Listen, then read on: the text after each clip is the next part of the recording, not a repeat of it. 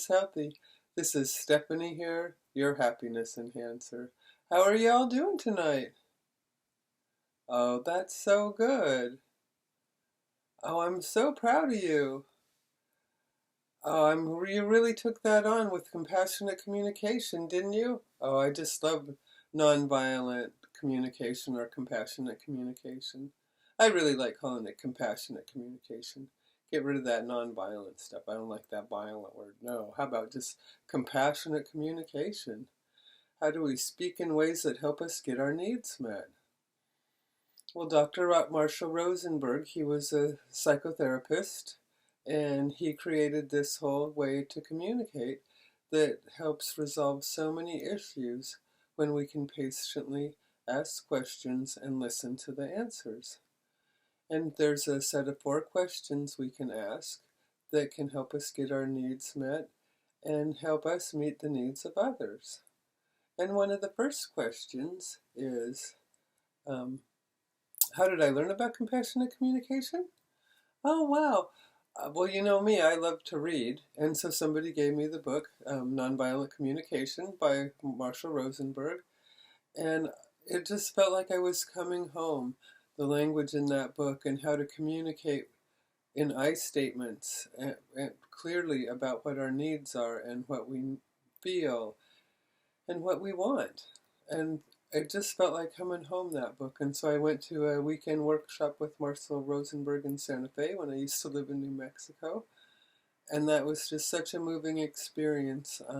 In one of the workshop sessions, Marshall Rosenberg just kept on drawing the pain out of this woman and asking her more questions about, oh, what one of your needs wasn't met? And she would go on and on about which needs. And oh my gosh, that man could handle drawing out someone's pain. That woman had so much pain, it was too much for me. I couldn't take all her pain.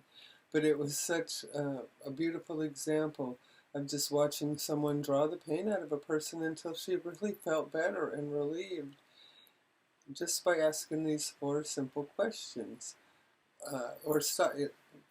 the process more.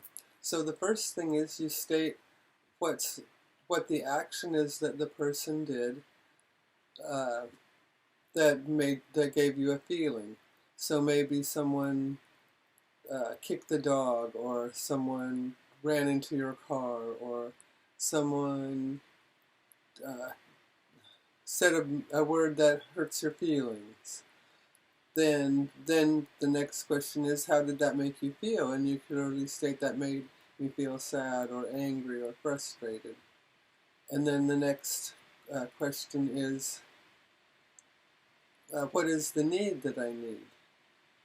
And so to explain the need, how my feelings got hurt, or I felt insecure because of that situation, or I need reassurance.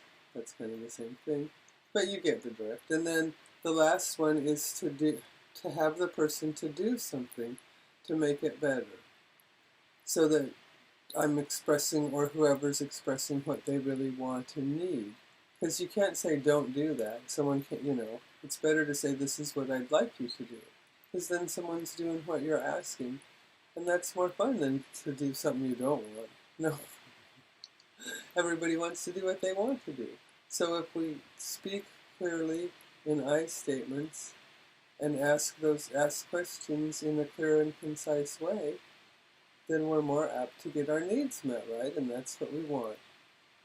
And I know from my own experience that since I've been using these questions, even in my own thinking, even if I don't actually say them out loud, but if I use them in my thinking process to think about a situation and how it really made me feel, and boy, it's really hard for me sometimes to feel out what I need and to say what I want the person to do. In my last relationship with my ex-husband, he used to slap me around. At first I wanted him to stop slapping me around, right? That seems the normal thing to want, right? But no, then I had to realize I just wanted him to treat me in a way that left me feeling respected, cared for, and loved.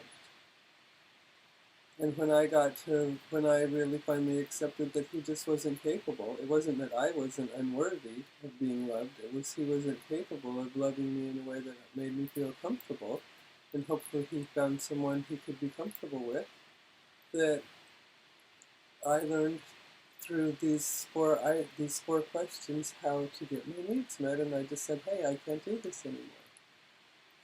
Behavior is hurting me too much. So when you hit me, I feel uncomfortable and scared, and I need to be in a place where I'm safe, so I'd like you to go somewhere else. That's kind of how it worked out in the end, unfortunately, in my last marriage. But when I got all those questions down and I had clarity up here, I had to have clarity in my heart and in my spirit and in my mind on every situation. And by asking those questions and writing them down and thinking them through, it really helps. Compassionate communication just really helped me so much be able to express myself and share myself, and even when I hurt someone, I can ask the same thing, like, what was it that I hurt you? And then the person can say exactly what I did, and then I can ask them, well, how did it make you feel when I did that? And they could tell me, and then I could say, what need of yours did I harm when I did that? And then what would you like me to do to fix that? And it's so wonderful when I can ask the person what I can do to fix it, and they tell me, and then I'm able to actually meet their need for reassurance and care and love. Because that's what I want, the people in my life to feel comfortable and cared for and appreciated. Because I think that's what everyone on earth wants, to feel appreciated and cared about. When did I learn about compassionate communication? Oh gosh, I think around 2000 or something, because right when I was meeting Robert on the phone and getting to know him, right after I met him, I was going up to the compassionate communication workshop up in New Mexico. So that was pretty cool. I went from Silver City all the way to up by, my foot is itchy, all the way up to by Santa Fe. It was such a lovely weekend workshop, and I went with a real good friend of mine. So that was lovely.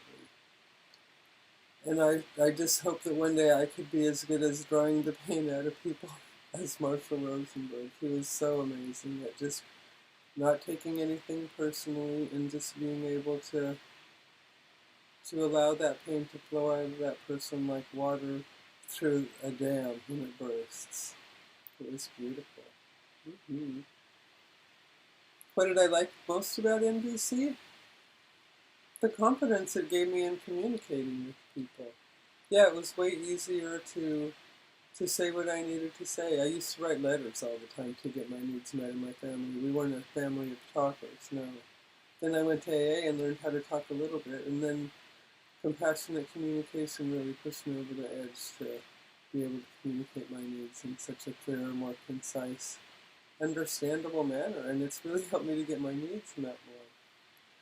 Gosh, I have a relationship where my needs get met by my partner, because I picked a better partner and I was a better partner. I wasn't so insecure and alone and scared. And when I met my ex, I didn't want to live alone. I didn't want to be alone for an instant. I was terrified to be alone. Now, I'm so comfortable being alone. It's so great to be on this planet Earth. We're so blessed. Everything always works out for the best for me. And it can for you too.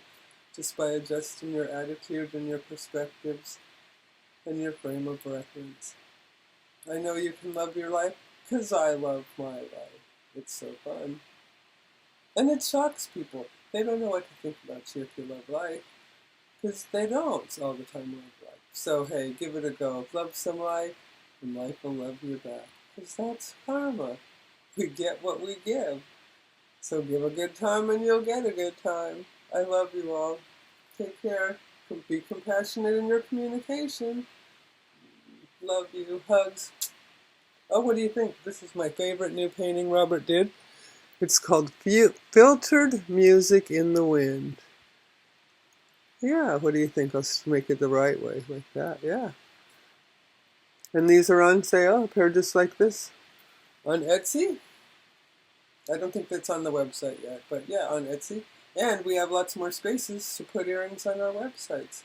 So we're really lucky there. We're going to be filling up our website even more. www.robertserens.com. Or if you need a healing or you need an affirmation, you can go to stephanieserens.ca. Have a good day. Bye.